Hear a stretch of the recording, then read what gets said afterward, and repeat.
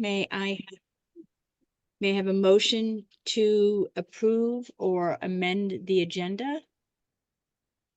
Move to approve. Thanks, Steve. Second? Second. Thanks, Kathy.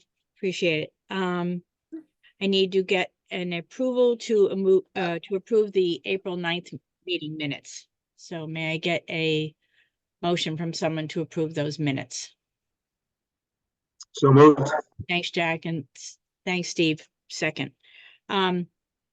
New business, whatchamacallit, Engine 22 LLC, I guess, is not here. But to let you know, the problem with the application is they haven't submitted the necessary paperwork. And he just was at zoning last week, and he was actually saying that he couldn't get a hold of the sewer commission. And I'm like, well, that's not true. To find out, they owed the sewer commission over $2,000. So I sent them an email last week explaining what we needed from them, and copied Ty from from zoning on the email to let her know. And so Guy reached out to me and said that he didn't realize the town hall was closed on Fridays. And I said, I don't know where I'm thinking to myself, I don't know where you've been, but it's been closed for quite a while on Fridays. But I said, if you pay it Monday morning, that'd be fine. Well, he didn't pay it Monday. He came in today and paid it, but at least the bill is paid. However, Jason Dornick, who is one of the owners of Engine 22, was supposed to supply us with information on his business. And what he did is he initially, I believe it was sent out to everybody. He sent sort of an overview of his car business, which is going to be a really great, usage in Kent. I mean, it's totally different. It'd be great. However, he didn't send any of the necessary information to find how it's going to impact the sewer system. So I sent him a note, and I don't see him here today. So obviously, I don't know. He's going to have to wait another month. He was supposed to have gone to ARB last night about signs, of which he put up a sign, which was non-conforming at the moment. And he also needs, and we can't sign off on him until zoning does, because if zoning's not happy with his application, they kind of go hand in hand. And if we had to have a quick special meeting to approve it once he complied with everything, I'm sure the commission would be fine with it. But our hands are tied right now because the zoning is really struggling with his application. And because it involves DEP and a couple of other things, it does not go to ZBA. ZBA does not go to the appeals board. It is a total zoning issue. So just to give you some facts to know what's going on with that application. So he's not here, so there you go. But at any rate, hopefully he'll show up next month if he's going to continue on. The business is open, but he's operating without the necessary permits right now.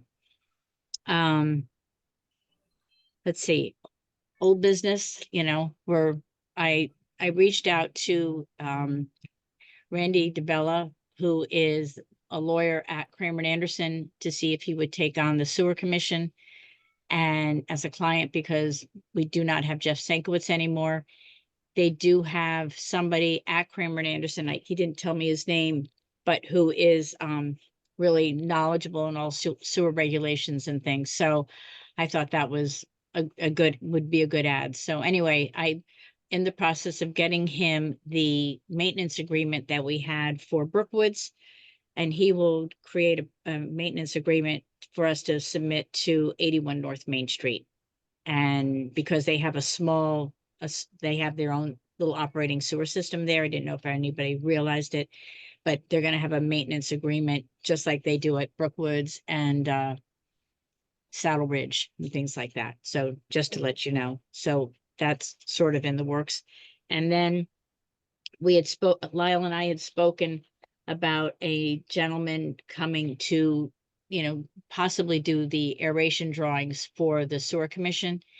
He did meet with Lyle last week, and then when I spoke to Bart the other day, Bart was, would like to speak with him just to make sure he understands the scope of the project and what we need and what he's capable of doing for us.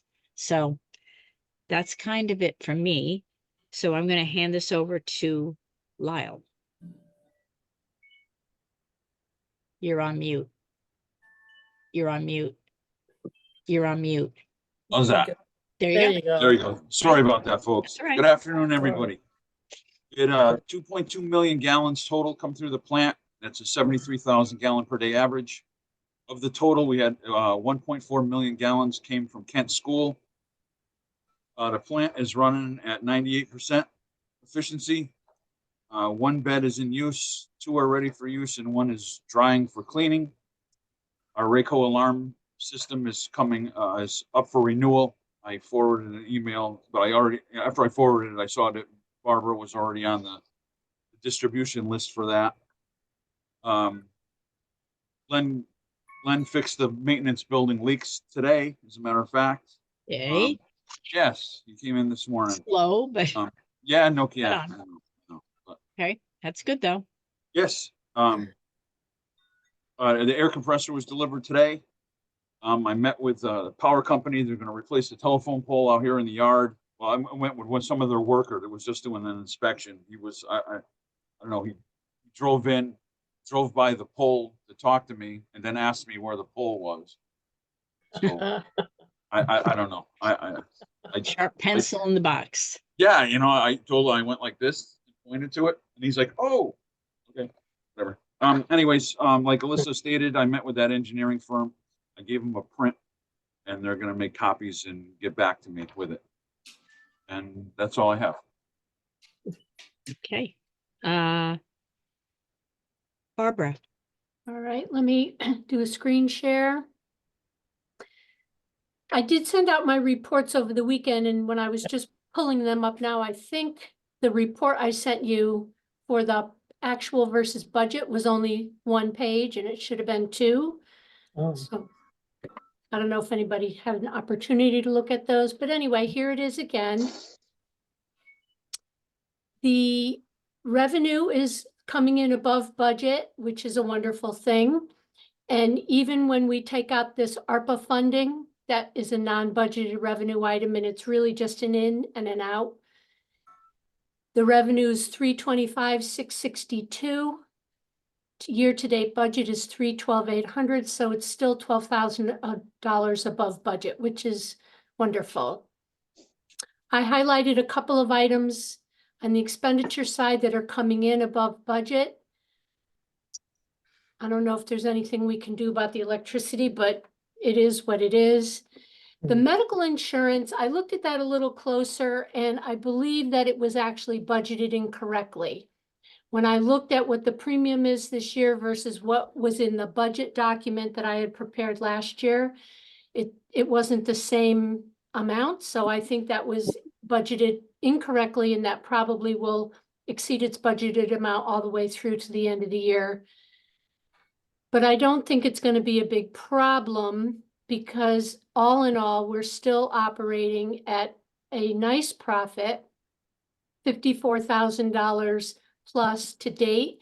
And that's including putting $22,000 over into the capital reserve. So really our profit to date is almost $78,000. So we're in good shape so far this year. The other document I always send is the balance sheet, which basically is the cash positions as of the end of the last month versus a year ago. And our cash is up just a little bit over where it was a year ago. But the thing that I always like to point out is that our debt service is $80,000 lower than it was a year ago, between what we owed the town and what we owe USDA. So that's a wonderful thing. And our actual year-to-date profit exceeds last year's year-to-date profit for the same period by almost $50,000. So we're humming along, which is good. While you're on this page, can I ask you a question? And I don't think I've ever asked it before, and I'm firing away. Okay, Brookwoods, Kent Affordable Housing, Saddle Ridge Estates all have that money put aside in case their system should go down. Starting fees, like when we go to 80 North Main Street and ask them to do the same thing with the maintenance agreement, is there a opening fee that you start with, or is it based on a set of figures that I don't know what are? And the interest that comes in on that, is it go into the sewer commission, or is that go into their balance so that if something happens, it's just more money in their account?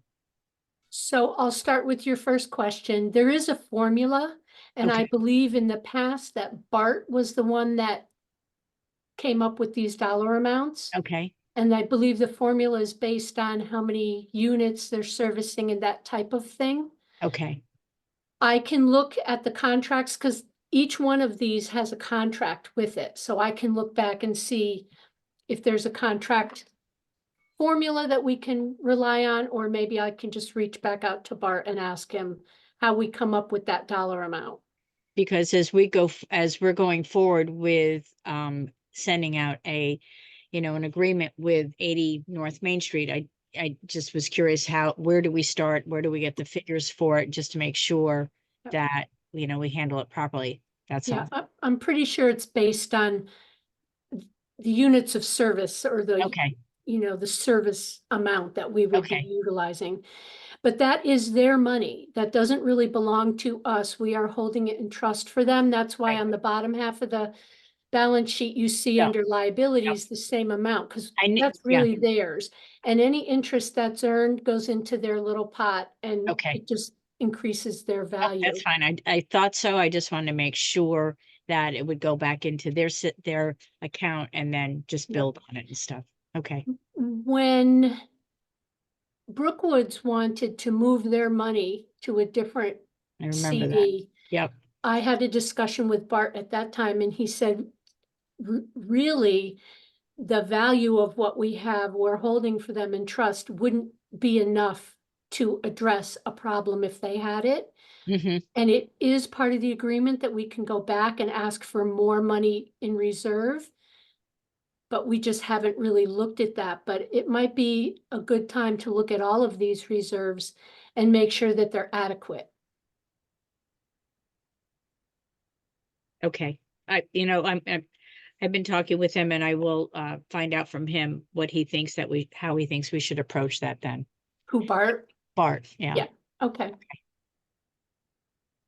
So that's all I had for the balance sheet. And then the disbursement journal is the same as every month. It basically tells you what expenditures were paid through the operating account. There really isn't anything of note in here.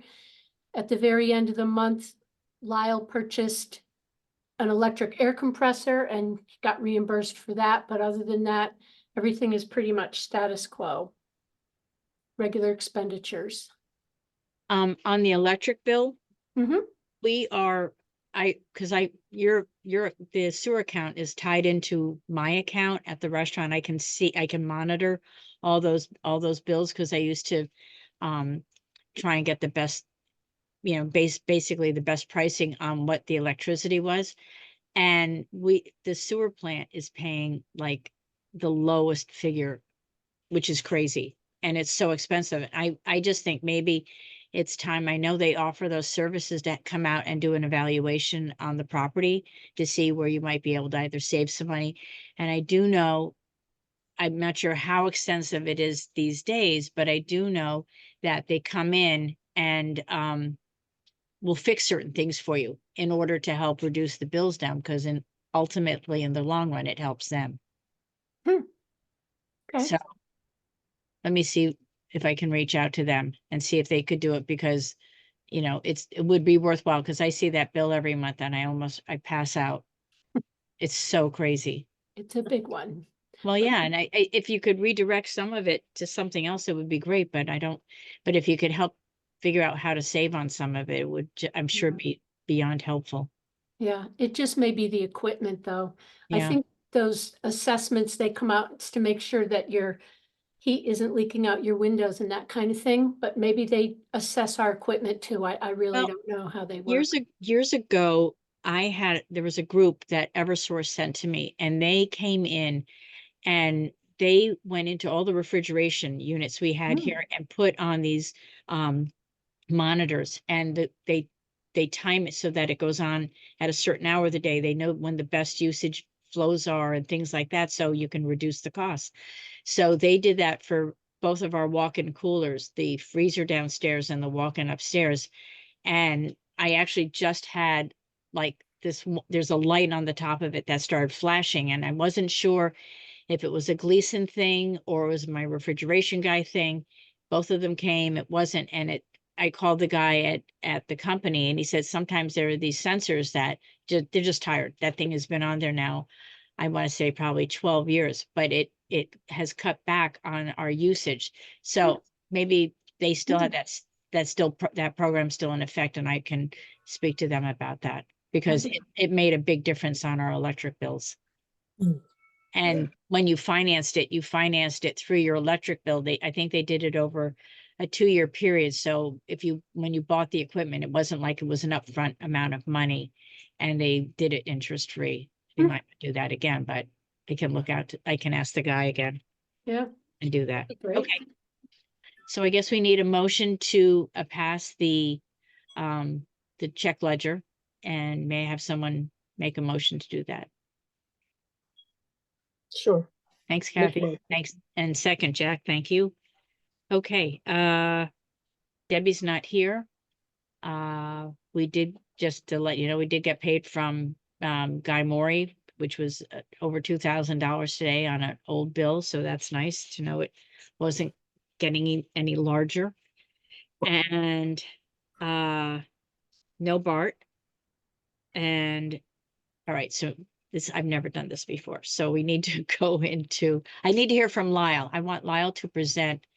Lyle is asking us to consider a raise, and I asked Lyle to put together some facts.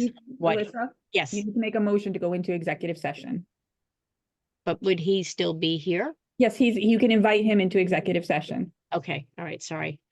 That's why I said I've never done it. I apologize. Okay, so I need to have a motion from someone to allow us to go into executive session thanks, So Kathy. moved.